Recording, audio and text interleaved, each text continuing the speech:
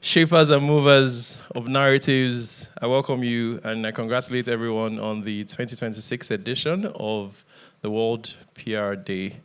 And I congratulate all the honorees for this year, 50 of you, out of tens of thousands of public relations practitioners in Nigeria and in Africa.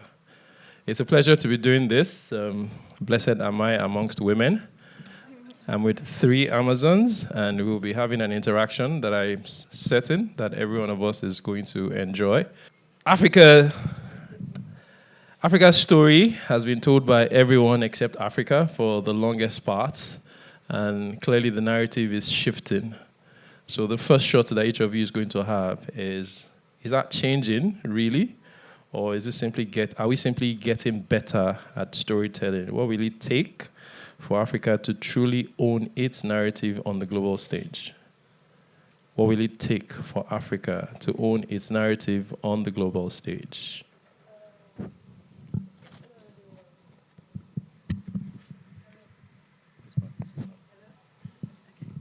Okay, no, I'll project. Okay. So, hello, everyone. The last they say sometimes is not the least.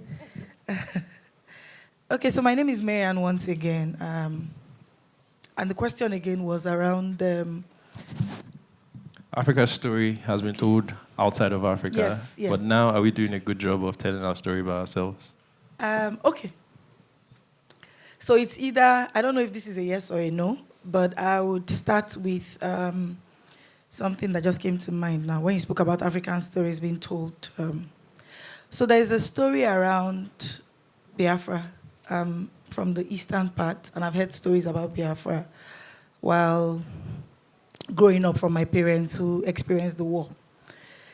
And I know that recently we heard about the BBC documentary around the Biafran war, and a couple of people in some of the groups I am in spoke about how we're not telling our own stories and people are telling our stories for us.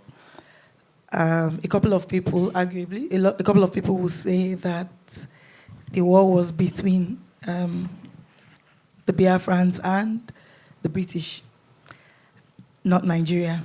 And there they are, arguably anyway, people from the East will understand what I'm saying. And they are telling our story through the BBC. Think about it for a second. So what has changed actually are the tools and the fact that platforms are being democratized now. So initially, I think growing up, we had specific platforms. We all used to sit in front of the TV to watch everything together, from news lines, the football matches, the World Cups, and some of those stories by NTA. Can't remember them again anyway. And Franco Lizzie on Sundays. And gradually, we're going to having private channels. We started, I think it was AIT, then Silverbird. Gradually, at some point, it was Clapperboard. And gradually, we moved into the digital platforms that we see now, YouTube, etc. And now the streaming video on demand platforms that we see. So I think for me, that's my perspective. That's why I said there's no yes or no, looking at it from the other parts. Yeah. I think what has changed is the fact that there are tools that are available for everyone to create, and we see a lot of people doing YouTube movies and all. Some people prefer to do YouTube movies and tell you, I make the same money rather than going to the cinemas, having certain sharing formulas 80-20 with the distributors, etc. I can tell my stories. I can tell my story as well on Instagram, on YouTube, anywhere, on TikTok. Indeed. See what Pella is doing on streaming platforms and all. And the fact is, this has been, it's what anybody has access to. So it should be a plus for us to be able to tell our stories. So you don't need so much to tell your story. Thank you very much. On one part. Okay. I think others can. All right. Anybody who's been to the Kigali Memorial Museum, that's storytelling at work. So Africa's story is being told in Rwanda by Rwandans. So what is your view about how Africa is telling the story? Yes, and first of all, I'd like to say congratulations to GLG and the entire team for a fifth year of the awards and celebrating World PR Day in Africa, because that is storytelling in and of itself, to say we are here, we do this also, we exist. But yes, in terms of storytelling, I think everything that you said, it's undeniable that we have more stories being told than ever before because of the access, because of smartphone access, internet access, all of these things. But the part I want to concentrate on is the second part about what will it take for Africa to truly own its narrative on the global stage? Because when we look at it, it's about how do we measure how those stories are being told and what success looks like. If it only matters if it's going to the large mainstream global stage platforms that were not built by us, for us, with us in mind, or any type of respectful regard for us or our stories, then we have to question that, right? So if it's only that you are then going viral on their platforms, or making it to these largely inaccessible mainstream platforms, right? The Netflixes and other things. And so I want us to challenge, whenever we talk about narrative building, the first thing we have to do is define the audience. So when we're defining the audience, what does that global stage look like?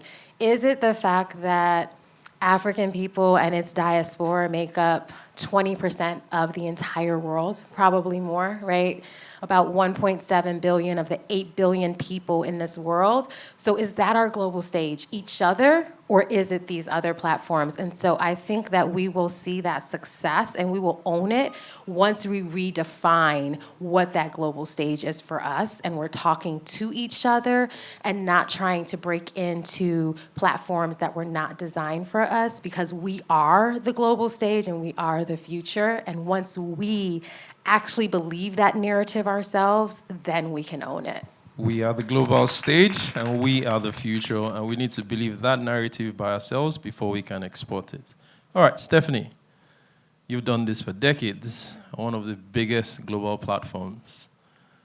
CNN is a household name, and you were in as many nooks and crannies as you could possibly get into. So the same question to you: what will it take, that is based from your experience, for Africa to tell its story on the global stage? Okay, so I just want to, first of all, Omar and GLG team, thank you so much for having me. This is wonderful to be here. And, this is a really great platform. So just to push back a little bit on the concept of Africans not telling their stories. We are a storytelling culture, huge storytelling culture. We perhaps don't tell it in the way that is enduring. We have an oral storytelling culture. I'm old enough to remember Tales by Moonlight, which was a very, very, kind of seminal point of my childhood growing up in this country. We have an oral storytelling culture that has not endured, and we haven't documented in the way that other societies have. So just to kind of slightly push back on that, we are great storytellers as a people. And, in terms of the global platforms, I agree completely that we have to find the audience. When I was at CNN, it was always put my story on CNN, put my story on CNN. It's like CNN as a platform is not designed for us. CNN is an American platform and tells stories that will appeal to American audiences, right? So what about your story will appeal to a housewife watching in Ohio, for example? What is it about what you want to talk about will resonate with them? So you have to think about the audience. And some of you might know that I left CNN about 2 years ago. And I left largely because I want to be able to tell the stories and build the platforms that will resonate for us by us. We can't shoehorn our stories onto platforms that are not designed for us. That is where the filter and that is where the negative lens comes in, because these platforms by design are not created to tell the positive story of Africa. You know, they're designed by and large to reflect a worldview of what those people think about Africa back to them. And so chasing those, that kind of validation in a way is doing a disservice to us and our stories, because our stories are richer, layered, more complex. Hollywood essentially has run out of stories, if we think about it. They're remakes, remake of remakes. We have so many rich stories that have not even been told. We have not scratched the surface of the stories that can be told out of this continent. And that's really why I created my own media company to start to tell those stories. Excellent. Please put your hands together for each of them. So Africa owns storytelling. We're not learning it. It's original to us, yeah, especially the culture of oral storytelling. And I like the example that you cited, which a lot of people can relate to. What's it called now? Tales by the Moonlight. So I'm coming back to you, and then I'll go down the aisle. What parts of the storytelling do you think that Africans are yet to fully tell? Or no, I'll rephrase. What part of Africa's story do you think that the world is yet to fully understand? You know, I think as Africans, we don't even fully understand our history. We don't understand the people that have gone before us and the challenges and the triumphs and the things that they achieved that brought us to here. We are so framed, we're so used to being framed under colonialism, under slavery, under all these narratives that have been crafted and designed to put us down. You know, we read about Mansa Musa, the richest man in the entire history of this universe. Where are the biopics? Where are the stories about him? We are not telling our history, and those who do not understand their history are compelled to repeat the mistakes of those who have gone before us. So I'm really passionate student of history. And one of the projects that I want to do, and anybody here who would like to partner with me, I'm very open to collaborations, is 100 Africans that history forgot. There are so many people who can inspire us anew, enable us to tell new, fresh stories about who we are as a people.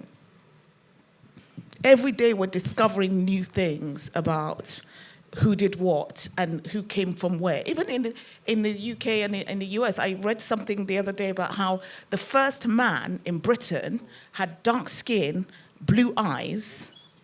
Did anyone read that? They unearthed the skeleton of this man, and they did genomics and all the wonderful things that science enables us to do. He had blue eyes and dark skin, the very first man in Britain. There is so much of our history, of our genealogy, of our ancestry that we do not know. And I'm really committed and dedicated to, to learning about it. And, I'm excited about the tools. I was telling someone just before we got into this room that we are literally in the golden age of storytelling. When I was a journalist, I grew up in Britain, and I was a young reporter. Part of my training was in court. So I used to have to go to court, report, and when it got a verdict, I would run out into a payphone and speak to a copy taker on the phone. And I would recite my story down the phone to someone who was typing my story, 4 or 5 paragraphs.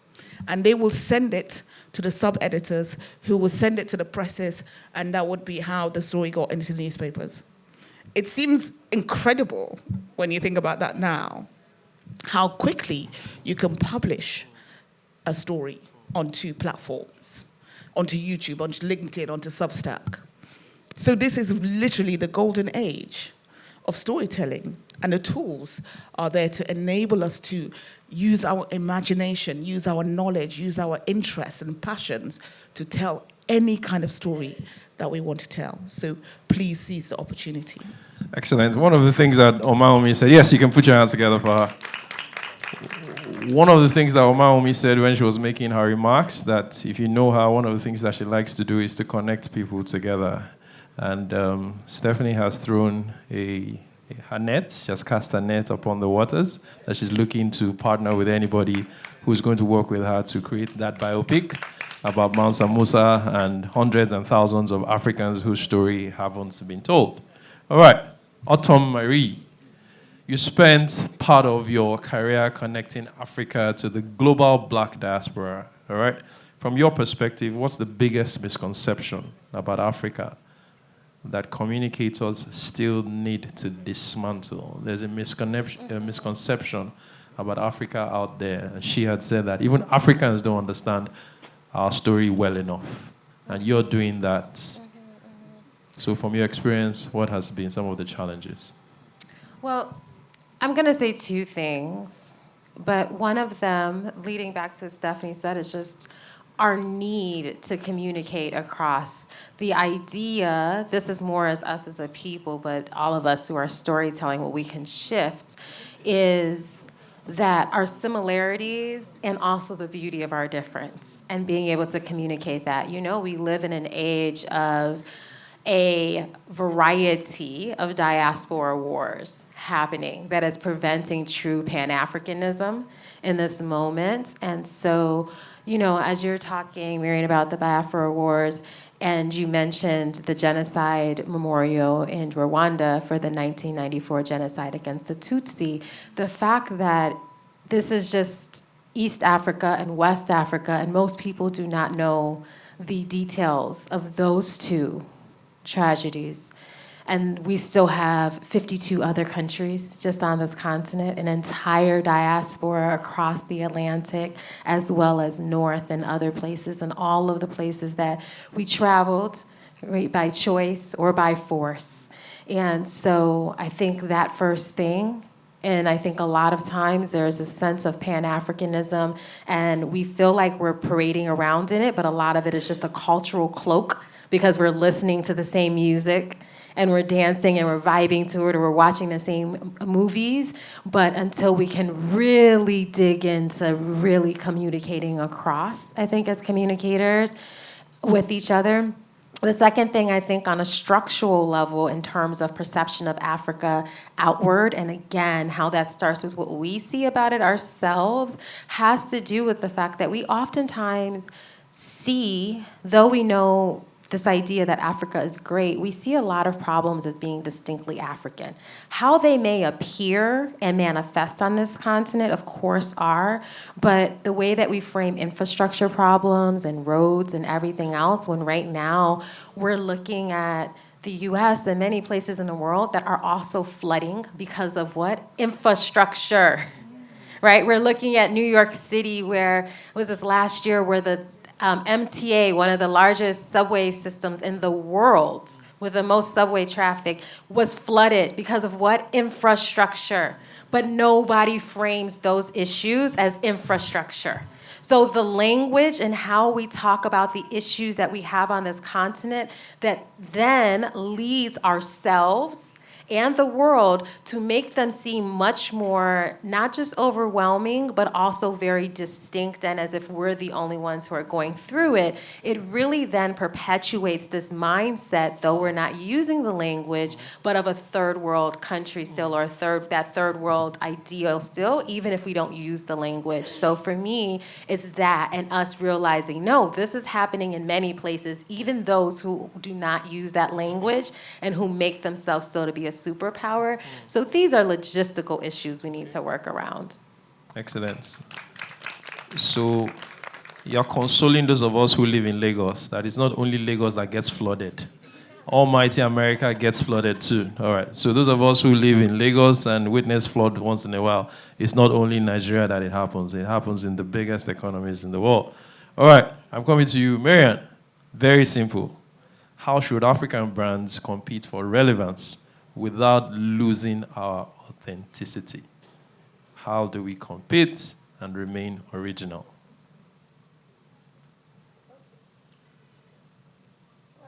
Sometimes, as Africans, we forget how, what's that word? We forget how so much we can be. We forget about our culture, our identity, our communities, and some of the things, most of the things that the Western world cannot brag about, do not own, do not have. Sometimes I feel that the Westerners don't even have what it takes to tell stories. I believe that they also love our stories more than we love our stories. Because there's something for us to talk about, which we never talk about, and there's nothing for them to talk about, and they always reach. So there's nothing for them to talk about, and they like to talk about us and our stories. They have the tools, they have the platforms, they control the algorithms, but we own the stories, right? And most times we forget that we own the stories because our stories are better, they make better headlines. We are sometimes, how we tell our stories, like you said. I remember one time I was in France, and I don't know if Omaumi would remember, there were stories around bed bugs and all. Never made the rounds. I don't think it got, and a lot of people were traveling. But imagine something happens in Lekki, everyone takes their microphone and sometimes I think as a people we like to sell negativity. And some people will tell you negativity when you do something negative, it trends. I like what the story you gave around the flood. There were bed bugs. I can't remember us having there were bed bugs around July, August, and people were going on vacation and they controlled it. At some point, I think there was a riot, someone died and all. I was at Cannes something at that time, and it was controlled. So as Africans, I believe, that we have the propensity to tell our stories, own our stories, and tell it the way that we should, but we don't own the algorithm. We don't own the tools. And sometimes when I say these things, it looks like it can never happen. Okay. You said something about creating our own tools. I think it's something that we can do. We can create our own tools. If we do that in other industries, we can also do that with storytelling. We can create our platforms. We can stream with our platforms. I think there's something the cinemas are doing, cover or something. I think we can try to promote our own. And this is not just for the storytellers, also for the brands. We can also promote our own. She's spoken about what she wants to do. Yeah. But you find that most brands will not want to support. They want a global leg with everything that happens. The so brands. That's a challenge that you're throwing to brand managers in the building. Please don't let my clients act. Shots fired.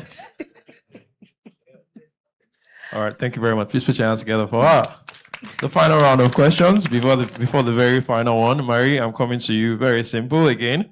If Africa is to truly own its narrative, what should we be building today that does not exist? What should we be building today that does not exist if Africa is to tell a better story?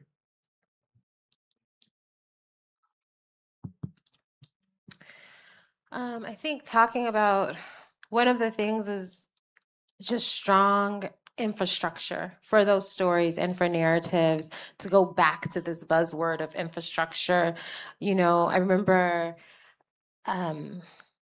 Africa No Filter did this entire study a couple of years ago, and in it, they looked at what the cost of negative storytelling is, and it was in the billions of what it causes the continents from how stories are told, and that was from around elections, from around current events, many things that they did this story on. And so we always talk about the urgency with other things, and communications sometimes are looked at as like a nice to have, have, or oftentimes is the last piece. But if we actually started to lead with that and see the urgency around it, and to really have a strong infrastructure built across this diaspora. When we talk about those numbers, myself being an African who was raised in the US, and then just looking at that population, right? The people I come from, and then looking at just Nigerians. Our two groups alone, with the things that we have achieved in film, in music, in tech, in business, and our numbers alone, imagine the things we could fund and fix on this continent. Just with these two groups. And then we still have the rest of this continent as diaspora. So a strong diaspora infrastructure that is truly inclusive of the entire diaspora, from African Americans, Caribbeans, Brazilians, Afropeans, the whole mix, and a strong narrative infrastructure. You reminded me of what Omaomi said, what Stephanie said earlier on, for us, by us, FUBU. Do you remember that? All right. So, Stephanie, as a communicator, what's the biggest mistake that you see that today's leaders make in their communication? So I think that people, and it's across the board, that my company helps institutions, brands, leaders, countries, and across the board, what we see is that communication is left to the last. It's like, oh, okay, yeah, let's do social media. It's like, it's part of your narrative architecture, your story, your brand. It's a story that you're telling. If you don't lay the foundations of your narrative at the inception of your project, your brand, all of these things, you're not going to communicate in a meaningful way when it comes further down the line, because you've done everything else but left one of the most important concepts. Storytelling is discovery. The World Cup is a prime example. We collectively, I knew about Cape Verde, but the world discovered Cape Verde from the World Cup. And now Cape Verde searches have gone up 15,000%, when nobody had ever talked about this tiny country of 500,000 people, or however many people they are there. And the goalkeeper, who was an electrician by day, now has 200 million followers on social media. So storytelling is discovery. And if you're not intentional about being discovered, forget it. I liken it to winking in the dark. Nobody sees you winking in the dark. So there is no point winking if nobody sees you. So it's really about being intentional about how you communicate. Don't put it to the last. Put it first. Even before you come up with a brand name, and what do I want people to say, do, feel, think about this brand, about this idea. That's really essentially it. And that's what we encourage. What do I want people to say, think, and feel about this brand? And don't leave communication to the last. While the foundations are being built, communication should be part of it. All right. Marianne, you didn't think I won't come to you, did you? How do you build communication strategies that create both commercial impact and lasting brand equity? Communication strategy that both create commercial impact and lasting brand equity. How do I okay. Communication, commercial, first of all. Let's talk about I knew you liked that one. Okay. So for me, I am more of a commercial person. I create value. I try to drive efficiency, and I'm going to be focusing on that. But before you do all of that, understanding is very important. Understanding what you want to drive, understanding your brand, and from a communications point of view, understanding your direction. Like she said, what you want to get out of it. She said something I want to read out. Sorry, 1 second. Did it go off? Okay, it went off. What's the last thing you said again? Can you remind me? What she said? Yes. That they can feel, that they can touch, and they can. No. What? She or she? No, she, you. Yes. Yeah. It was off the cuff. Okay, don't worry. So, for me, strategy. But strategy drives outcome. But at the end of the day, how you measure your ROI, how you measure whatever project. So I would put it this way. So you have a brand, you have your direction. What helps you with your direction is your strategy, your brand strategy, right? And how people measure you is the outcome of whatever that strategy delivers. So from a commercial perspective for us, how we focus on that fully, because you measure whatever strategy, whatever direction, whatever planning, whatever you implement by your ROI. And that actually comes to bear with whatever commercial strategy, commercial input that you bring to bear, that you put into your work. So for me, irrespective of what you do, irrespective of what your strategy is, commercial is always at the back of my mind, because what the client wants to see is the outcome, the money. That's why they're in business, the P&L. That's what they want to see.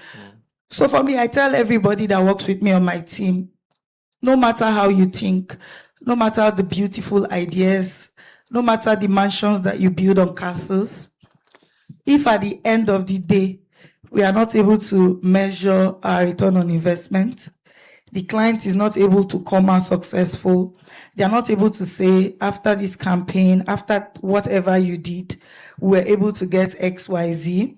This was our return on investment. Then that was never a campaign. That was never effective. So some people will tell you, are you picking big budgets over huge strategies? I tell you, over the best stories and etc. I tell you, I would go for big budgets any day, anytime, because big budgets will give me what I want. Thank you. Big budgets any day. I knew you would love the commercial side. All right, the final round of questions. You have just 1 second to answer this question. So I will go to Kigali and then come to Lagos and then go to the commercial woman. What's one leadership quality that every communicator must have? Your time starts now. Agility. Agility. Stephanie? One leadership quality that every communicator must have. One leadership quality that every communicator must have. I think relatability. And the commercial woman, one leadership quality that every communicator must have. I think money. Authenticity. Not money. No. Not Naira cover. All right, next question. I think that you're the best person to start with this. Big budgets or brilliant storytelling? You already told us what the answer is, but let them hear it again. Big budget or brilliant storytelling? Either. You need both, but no. Either or. Big budget. Either way, so big budget. When we were in school, we would write certain exams, and they would say answer true or false. Abi, you can't say it's both, so you have to choose one. Big budget. Big so budget. We don't build castles in the air. All right, Marie. I would definitely say brilliant storytelling, because we are a people who've always made something and everything out of very little. All right, and Stephanie? Yeah, definitely brilliant storytelling. Brilliant storytelling. Yeah. All right. It translates. If it's not brilliant. Say that again? No, if you can have all the money in the world, but if you can't do something brilliant, it doesn't matter how much money money you have. Exactly. Next question. Yeah, you can clap. Next question. I'm starting with you, Stephanie. Speed, accuracy, or trust? Which of the three wins every time? Speed, Accuracy or trust? Which one wins every time? Well, as a journalist of over 25 years, I have to say accuracy. Accuracy, Marie? Trust. Because if they trust you, they will believe what you say, whether it is accurate or not, unfortunately. So accuracy, trust. Unfortunately, there's no money here. So which one would you choose? Speed, accuracy, or trust? When people trust you, they believe what They you say. believe you. Okay. Put your hands together for next question. One word to describe African PR today. Let us start with you, who has come all the way from Rwanda. One word to describe African PR today. Necessary. Necessary. Okay. So African PR is necessary. Stephanie? Creative. Creative. And the money woman? I think they're growing. Growing. And we need them. African PR is growing. All right. This is the very last question. You just have to complete this sentence. Africa's strategic communication industry will never reach its full potential until... Stephanie? Africa's strategic communications industry will never reach its full potential until... Fill in the blanks. It's up to you. There's no answer. You know those questions in exam where they say question 1 is compulsory and it carries 30 marks. Critically analyze the situation in Nigeria. Why we didn't make it to the World Cup. Discuss in detail. All right. So Africa's strategic communications industry will never reach its full potential until we embrace authentic storytelling. We embrace authenticity. Marie? Until we really believe that we have the power to have that strategy. And when things get hard, we do not start outsourcing to Europe, to big multinationals in the States or other places that are multinational. And then when you realize that they don't understand the context, you come to us with the small coins that are left that after spending. Don't leave me. You're saying we shouldn't take it out, and when they don't get it, we now bring it back home and charge peanuts for it. Ouch, that hurts. I'm trying to digest it. It doesn't digest. It never digests. Marianne, Africa's strategic communications industry will never reach its full potential until we embrace originality. I'll go with her. You go with that. Ladies and gentlemen, please put your hands together for my panelists. They've done an excellent job. Thank you very much. Thank you all so much. That was such a fun and insightful fireside chat. Thank you very much to our amazing moderator and, of course, to our speakers.